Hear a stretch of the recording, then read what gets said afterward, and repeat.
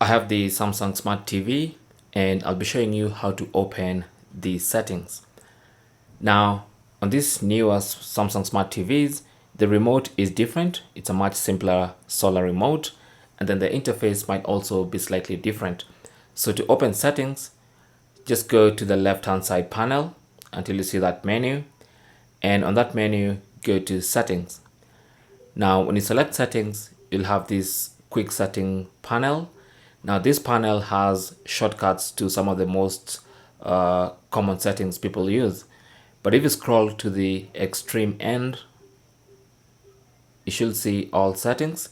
And if you select that, that's going to open the all settings window where all your settings are. Okay, so you can find all your settings here. Now, in case you don't want to go through all that process to open all settings, you can just customize the settings panel. So if you go to settings, you can actually go ahead and bring the all settings icon to the left hand side so it's more easily reachable. So what you want to do is highlight it and then long press on the selection button on your remote. That's going to make the settings or all the icons editable, so you can actually drag using the left side arrow and drag the all settings icon to the very start of the list and then press that once to select that.